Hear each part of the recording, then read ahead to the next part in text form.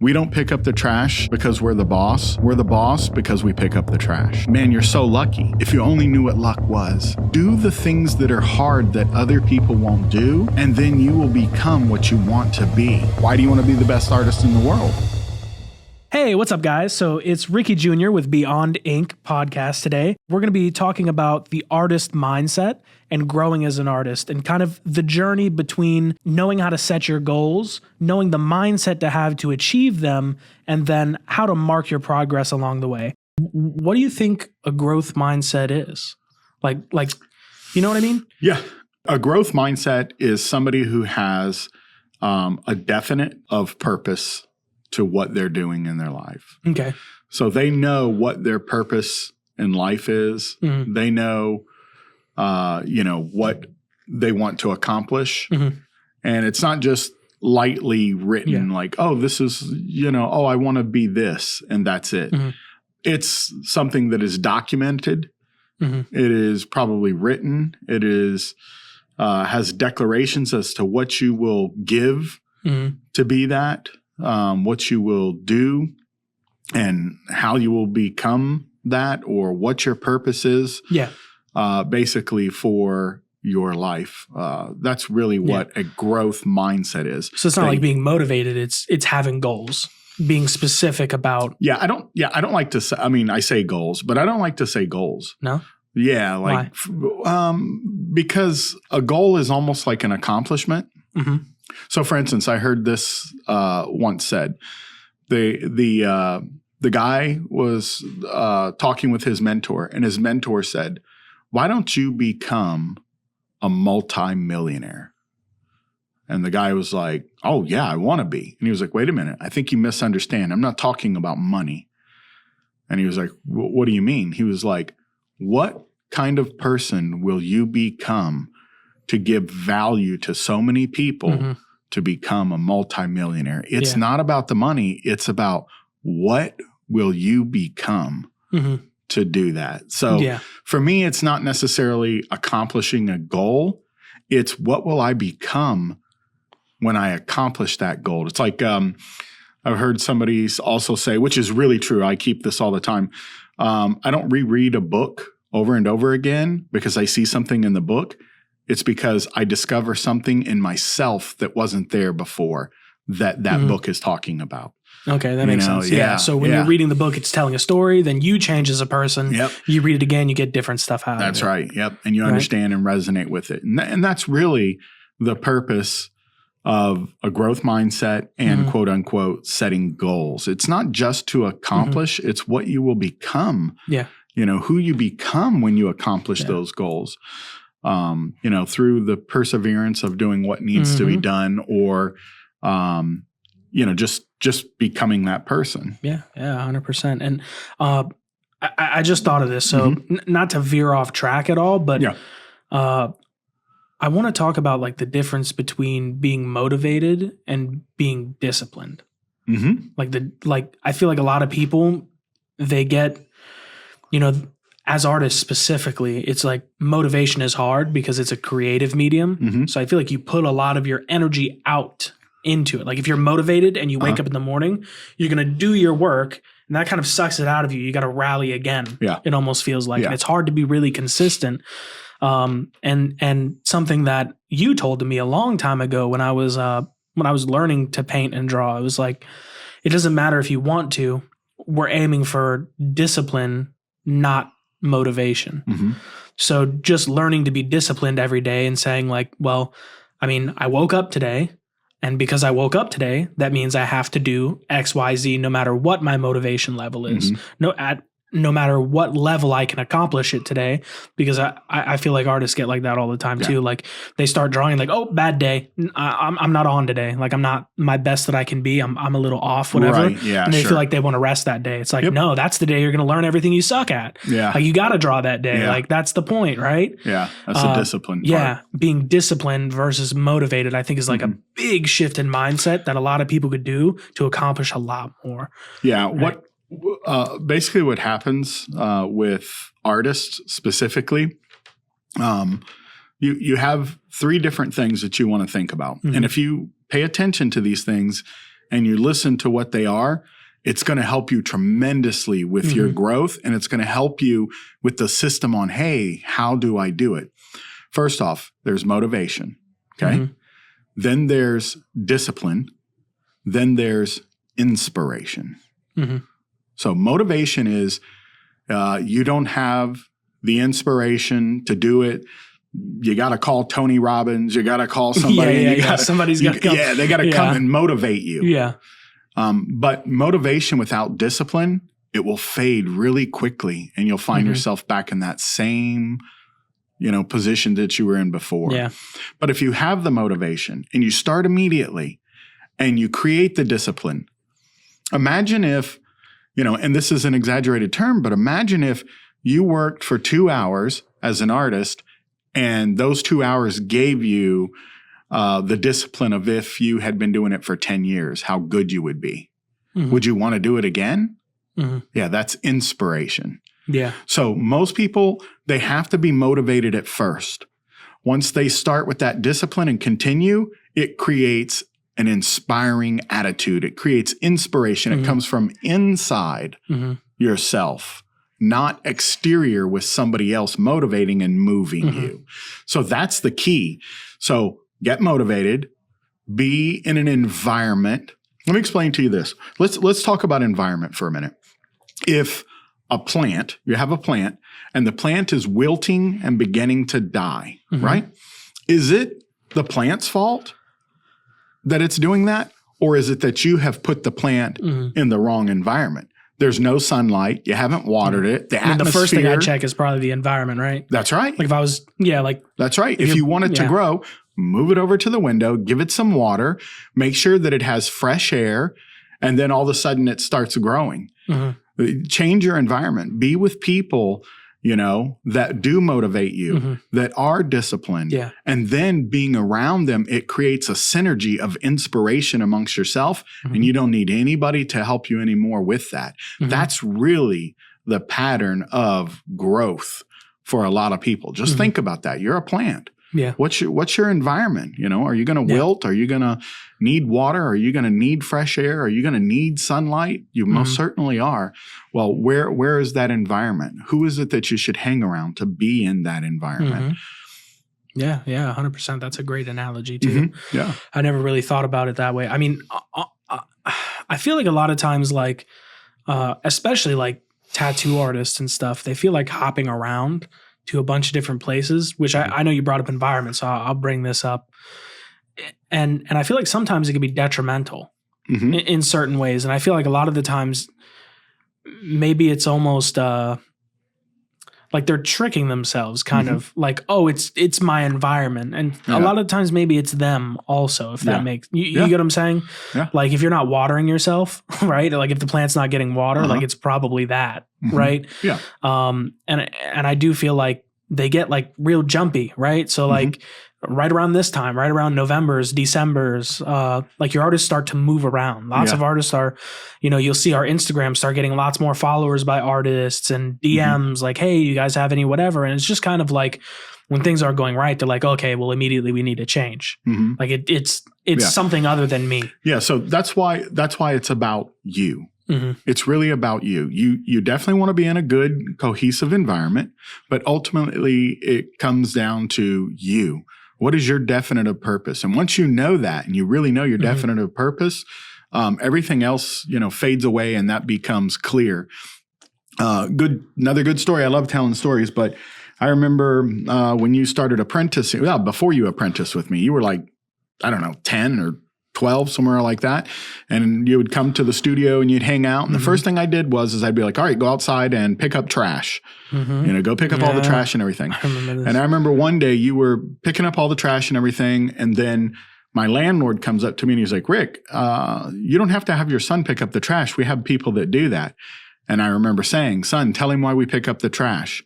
And you sat right there at about 10 years old and you told him, you said, we don't pick up the trash because we're the boss. We're the boss because we pick up the trash. And he was, he basically like, gave me a fist pump. Yeah. He was like, oh man, your little kid's got it right. So like I said, you were talking about artists moving and stuff like that.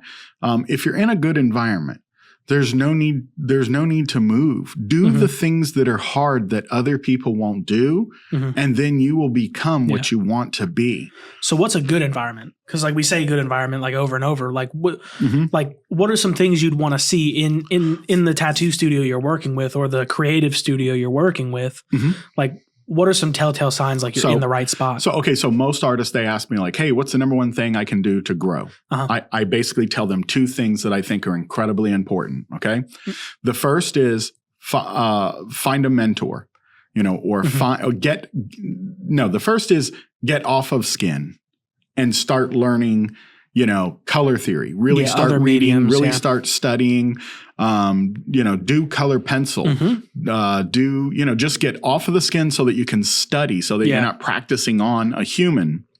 And also it feeds your want and desire to create. You get to do what you want. Yeah. And then the second is be a mentor to some and be a student to others. Just like that 30-30-30 rule. Yeah. Yeah, it is. Yeah. Because when you find a mentor, it can help you, with, hey, don't step there. That's a pitfall right there. Don't get into this. And then also being, a mentor to other people, it allows you to go back through the fundamentals and teach them where it's always consistent and always concise in your mind what good fundamentals are. Yeah. But it really comes down to you, again, having a definite purpose and then putting it into action with that plan of what your definite purpose is. Can I bring something up real quick? Yeah, go ahead. Yeah. Okay. Yeah, so I brought this in.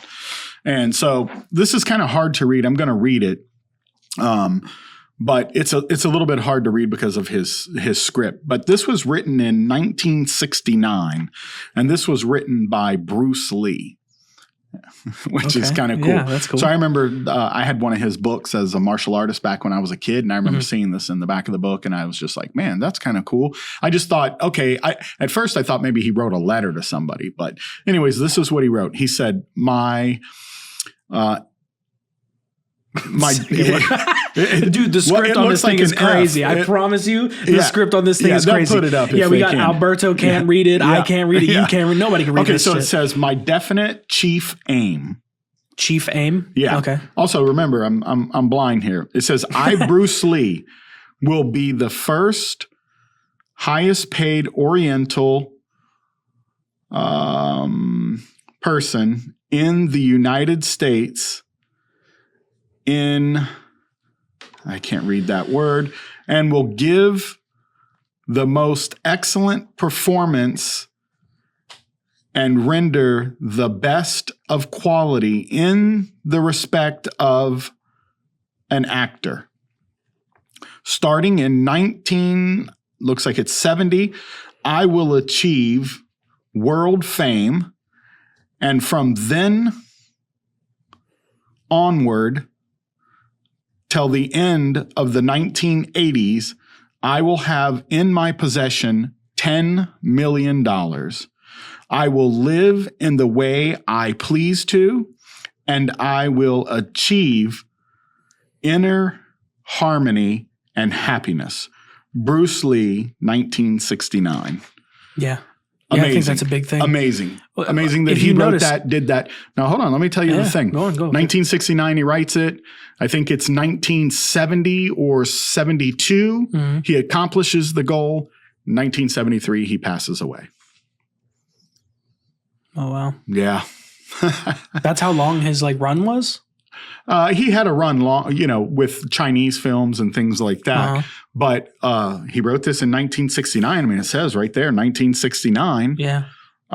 We know that he died in 1973. And I've looked up other things. His biggest films like Enter the Dragon. How did he pass away? Do you know? All of those. Do we know that? Do you know that, Alberto? You can know that. I don't remember. I believe it was, who's going to. Yeah, you can't know. You know who's going to know that is Benny Gone. Oh yeah, Benny. He loves Bruce Lee. Yeah. So, so did I as a kid, But I remember just reading this and going like, oh man, okay, maybe I should sit down and really think about this guy sat down and thought about what he wanted to do. And here's the thing: most people think that Bruce Lee wanted to be the best martial artist in the world. Yeah, like that was his goal, right? I don't think that was it. I think he said, in here that he would give excellent performance and he would give quality in the capability as an actor. He was the best martial artist because he had a purpose to do this. Yeah. He knew he had to do. And it's the same thing with tattoo artists. Like, what is your goal?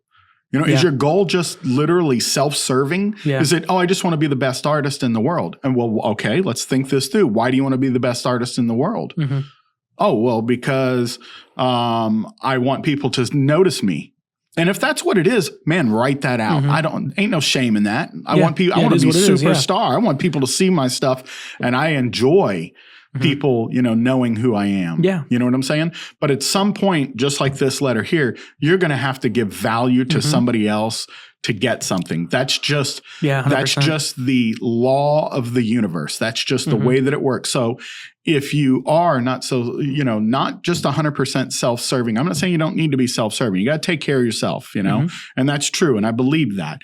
But if you think about your client and you say, I'm going to be the best artist I can possibly be because it makes me feel good and I love the accolades, and also I'm going to give the best value and tattoo that I can to my client, and you really believe that, and you write that down and you specifically move forward to it, then once that goal is set, then what happens is discipline. Action. What's the plan? Let me write out the plan. I will get up every single day at 6:30 and I will study from 6:30 to 8:30 on everything of these subjects. I'll put this subject, this subject, this subject, and doing it. And then that's when you start getting better. That's when people start saying, wow, damn, dude, your art's looking good. Yeah. Guess what happens after that?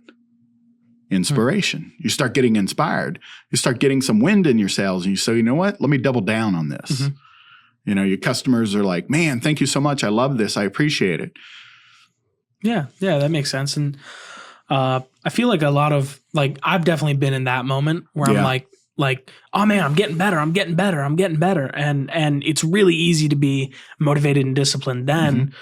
And I feel like a lot of the times the startup of that. So like when you write your goals and when you write all that down, like that's the easiest time to be disciplined. So, I know the goal as people is to be disciplined and not motivated. We've established that. But along that course, do you have any tips to stay motivated? What are some things that could keep you motivated? If you're still working on yourself and you don't have all that discipline, right? Yeah. So if you're not inspired yet, okay, most artists do go through a certain It's like tides. Yeah, most artists do go through a point where they're inspired. They're like, oh man, I want to be good. I want to, and they see progression and then it creates an inspiration. But once you get into this, because we're talking about a growth mindset and how do you grow, I'd say the most important thing would be to watch podcasts like this. Like the Beyond Ink podcast dropping on Fridays weekly. I mean like read a book about somebody who has like this note with Bruce Lee. That's super read a book of somebody who has done something and achieved something. It creates motivation. Like if I motivated you and you were, if I motivated you and you were so motivated at the time, you were just like, yeah, man, that's awesome.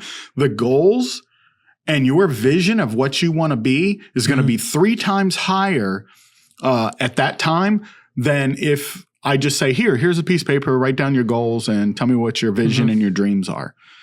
You want to be on a motivated platform level when you start writing out your goals, your vision, what you want to accomplish, what's your definite purpose in life, or as Bruce Lee says, my definite chief aim. Like he was aiming for it like a target, Yeah. So get motivated, find a way to be motivated. And I said, like, read books of accomplishment, people who have accomplished incredible things. And you have Google now. You can just put in amazing accomplishments. Think about I've always liked Roger Bannister. Who's Roger Bannister? Roger Bannister is an athlete who ran a less than 4 minute Oh mile. yeah, we went into this story That's right. one of the other days. Yeah. Yep. And the doctors, everybody told him, they said, you can't do it. You'll have a heart attack. It's impossible to do. Mm-hmm. Nobody studied it enough though. No, he had a definite purpose. He had a chief aim as to what he wanted. Mm-hmm. He wanted to prove them wrong and that he could do it. And once he did it, it was crazy. Then everybody started doing it. It was easy then. Yeah.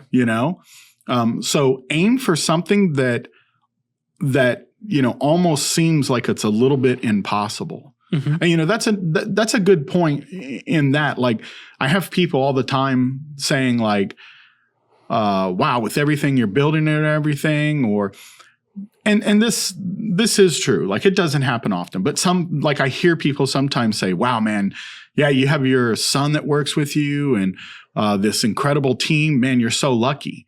And in my mind, I'm like, if you only knew what luck was, if I could only tell you what luck was. Luck is when preparation, listen to what I'm saying. Luck is when preparation meets opportunity. When you're prepared and you've studied, done whatever you need to do, and then somebody gives you an opportunity, bam, it takes off. It's something remarkable, in the words of Remarkable. Yeah. And people look at that and they're like, oh, right place, right time. Yep. It's like right place, right time, right study, right tools, right mindset. Yep. I was looking for it. And don't get me wrong. I'm like, we're being very positive and stuff like that. I'm not saying that I don't have lows and I don't have, that stuff. Yeah. And there have been things that we've just gotten lucky about too. But, just good preparation, just plain meeting lucky. an opportunity. But, hold on, but let me say on the lows. So when I have a low and I'm really like, I get down and stuff like that. But the more that you think in terms of this growth mindset, when you do hit those lows and you feel like, man, because every artist goes through this, they're just like, man, I suck. Why am I even doing this? I'm not good. That's our next talking point. So I'm glad you're segueing right into this. Yeah. Go ahead. Yeah. The number one thing that I do is I set a time limit. That sounds crazy, but I'm like, okay, I suck. I don't feel good. I have one day. I have the rest of this day to feel that way. But before I go to bed, I'm going to put in my mind my vision of what I will be or what I will look like or how I will overcome this. And I do that. But I give myself that time to accept that emotion. The number one way to get ahead of emotions is to accept the emotion, allow it. Like most people, if they get angry and they're mad, think about why you would be angry and mad. Yeah. The number one reason is because you feel like somebody wronged you. That's the number one reason. So once you accept that, like, oh, I'm mad because I feel like this person did me wrong, and you analyze, what they did, and then you look at it from their perspective, it changes things. So, but that's kind of what I do when I get in those lows. I just wanted to tell people that because I learned that technique, and man, does it work. Try it. Yeah. Try it for, a couple of, like a month or so, and see what happens with how you get over things. I kind of do the same thing. So there's a cool little trick that I learned, like looking at it's like some meditation based stuff, and it was talking about like jump starting your morning, and like how do you get up out of bed in the morning when you're tired. Yeah. And they were like, instead of setting a timer, instead of doing whatever you're gonna do, right, you're gonna count it. Count it yourself. So like instead of saying like, oh, I'm going to sleep another 9 minutes, and you press that and go to sleep, just start counting up to 9 minutes. 1, 2, 3. And, there's that. I've never heard that. It works. Yeah. Oh yeah, it works. Yeah. I do it with 10 seconds. So when I wake up and I'm like, honestly, today was one of those days. I was just like, man, it's hard to get up today. So I didn't, I turned my alarm off and I said, I've got 10 seconds to figure out whether I'm going to sleep the rest of the day or if I'm going to go do what I'm going to do. And 10, 9, 8, down to 1. And once it hit 1, you're going to make your decision for that day. My next thing will be standing up or calling and canceling. Yeah. You put yourself in a position where you're going to make the choice and you get to choose. I wouldn't be mad at myself if I was going to call and lie and say I can't do the podcast today, because that's what I accepted, and that's what I wanted to do for that day, and I took time to think about it. But at the end of the 1 second, I'm up out of the bed. Here you are. Exactly. Here I am, right? So talking lows as artists, and I feel like this kind of leads into handling criticism. And a lot of the times when you're in lows in your career, you're getting lots of criticism, but not from like who you'd really expected. You're probably getting 90% of your criticism from yourself. Oh yeah. Yeah. Yeah. Well, 100%. Everybody's heard you're your worst. You're your own you're your worst critic. Yeah. So how to handle criticism, not just by other people, but by yourself. You know, what's your stance on that? Like, yep. You can be a forward thinking person or a backward thinking person.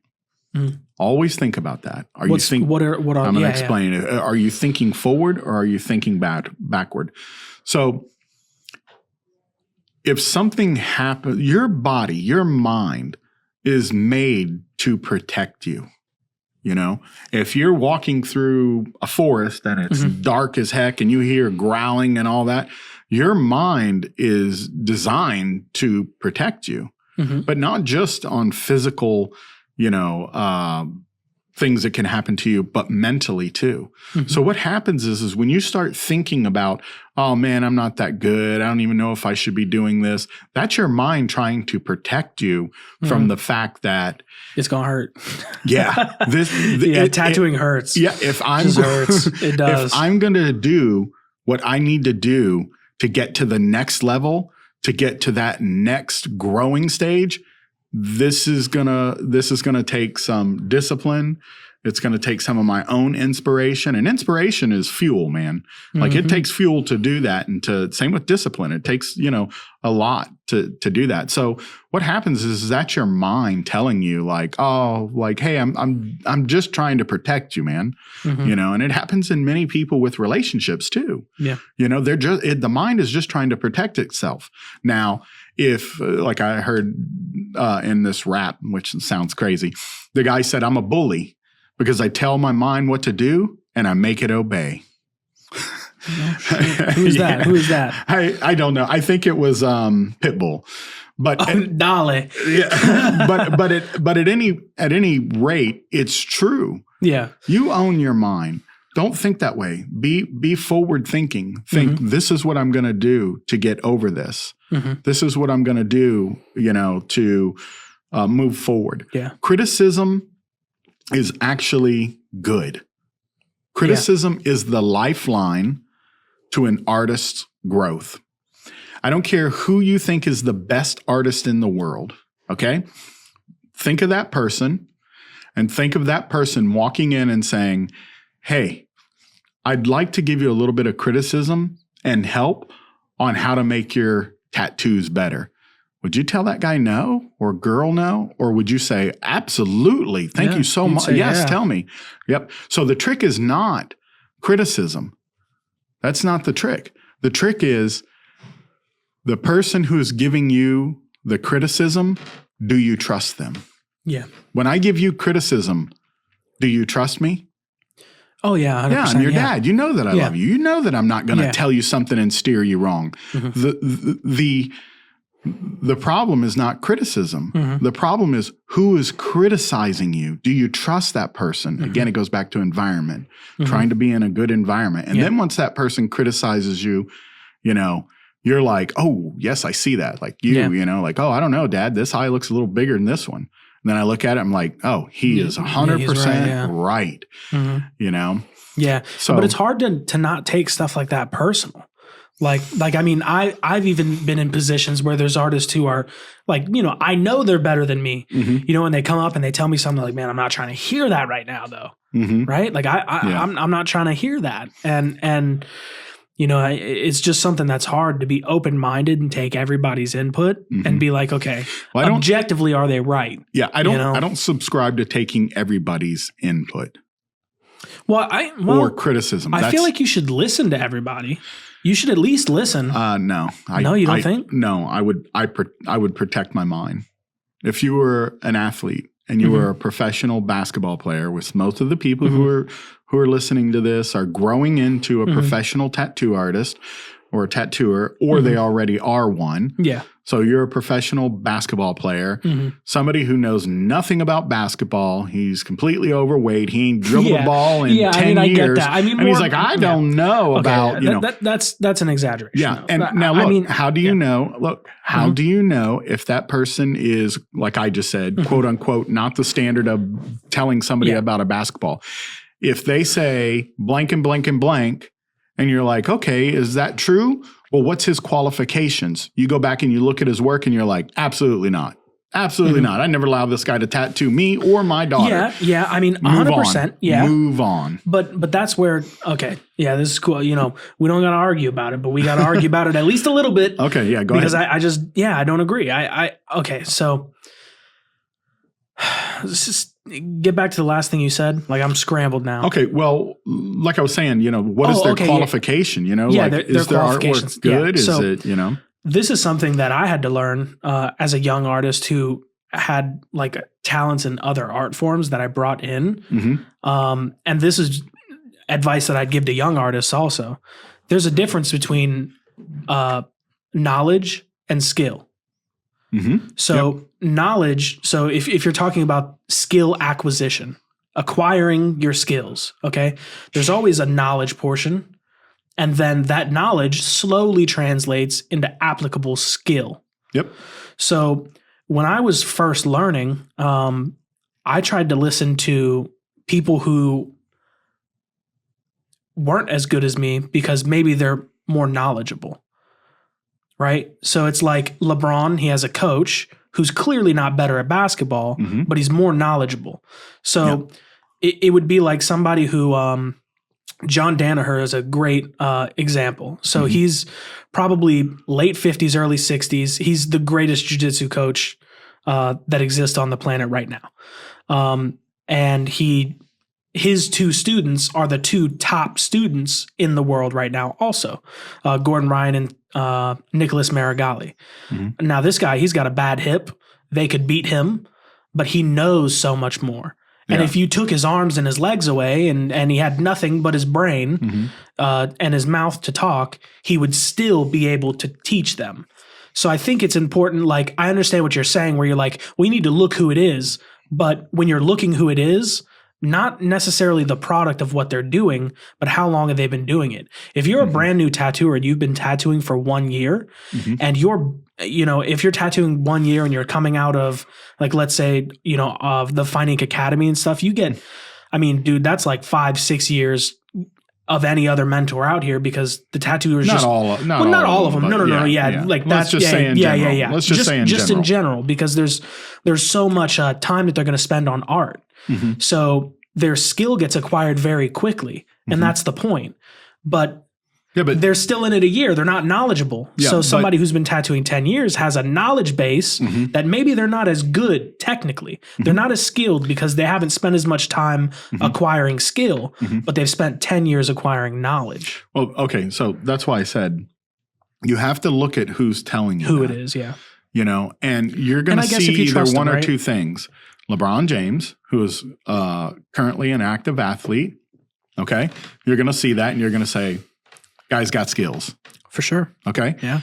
If you look at him and you're like, I don't know, this guy's 62 years old. Like, he barely can even dribble. You're then going to look at his pedigree. Yeah. Where did he come from? What did he do? Oh, shit, he used to be able to dribble like a mofo. Yeah. And now he's teaching this or whatever. So it comes down to, you know, so maybe we'll agree to let me back off a little bit. Comes down to the skill and the pedigree. If you can't, you know, it has to be. I think the word trust is a big thing too. Oh yeah. I think like, you know, if you're a first year artist and you're hanging around a 10-year artist and they bitch at you all the time and they're upset at you all the time and you don't think they want you to grow and you're better than them, maybe you're not listening to that person. Yeah. But if they genuinely care about who you are and they generally want you to get better and they're trying to give you constructive, and listen, that happens a lot. Yeah. That happens a lot. There's even some of my apprentices and people that I see here at the academy, these young people come in And man, they are just amazing. Yeah. That's what I call talent. Mm-hmm. Like you tell them one time, they get it and then take off with it and run. Yeah. So if, let's say, technically speaking, artistically, they get it and they can actually put the ink in proficiently, it's clean, it's everything. Then it comes down to, like you said, hey, it's the old guy saying like, okay, look, these are some of the things you want to do. Focus on your clients, care about your clients, other ways to mentor. Yeah. You know what I'm saying? Yeah, no, 100%. That can happen. Yes, that can, that can definitely happen. Mm-hmm.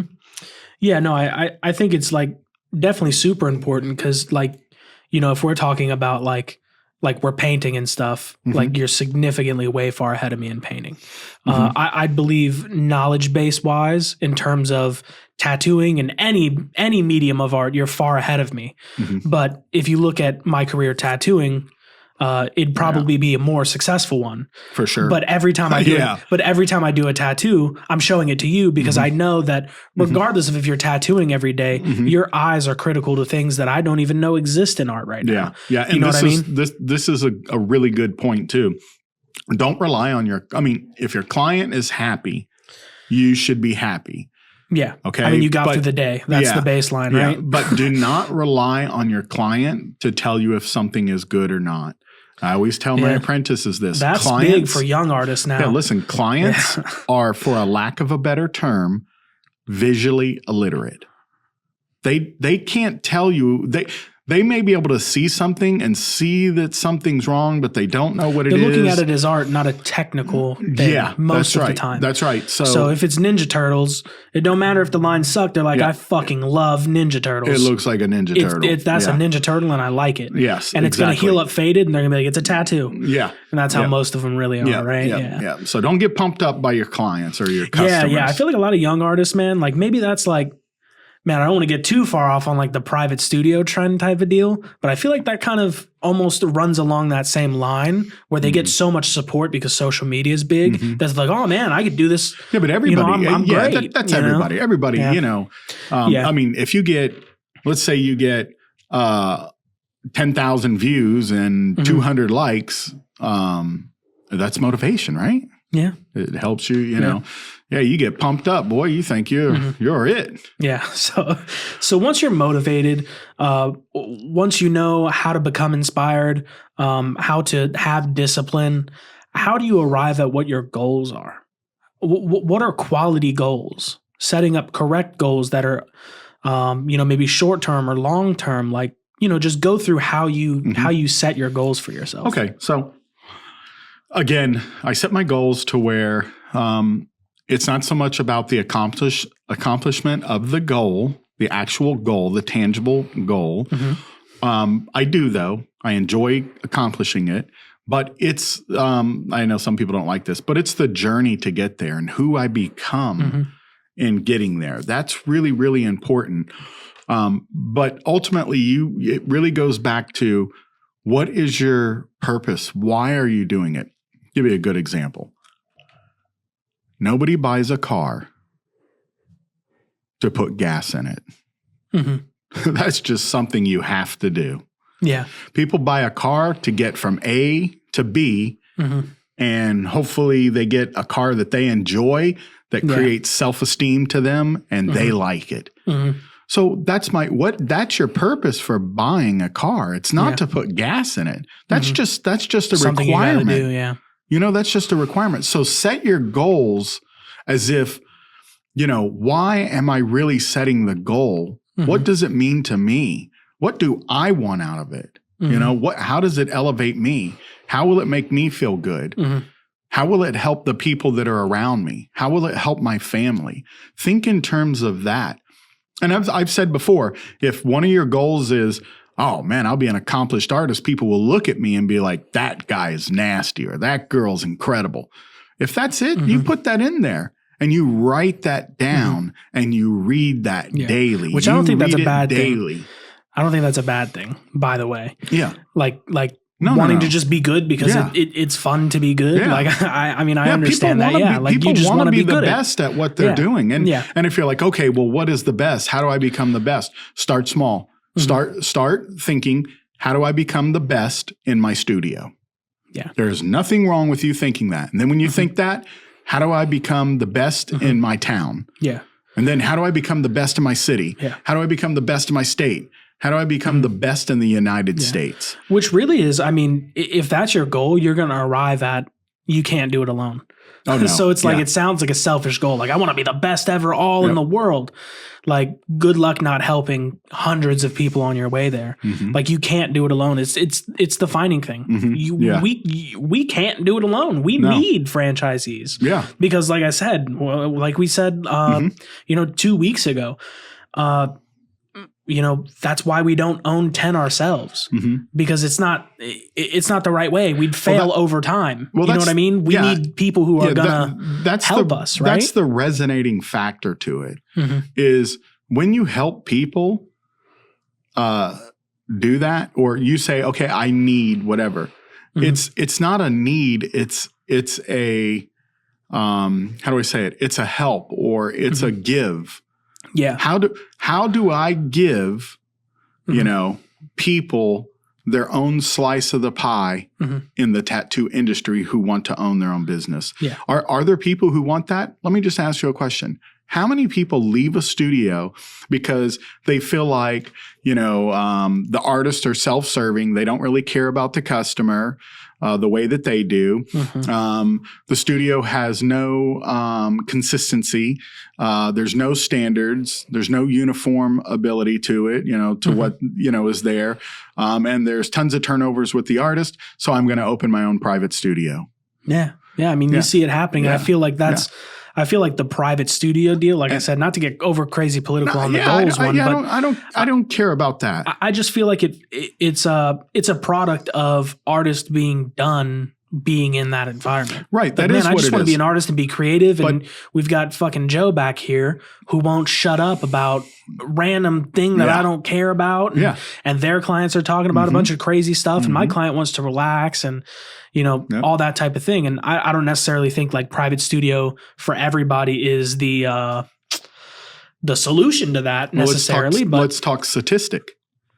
70% of all private and non-private studios close within 18 months of opening it. That's 70% of them. That was a 2023 statistic.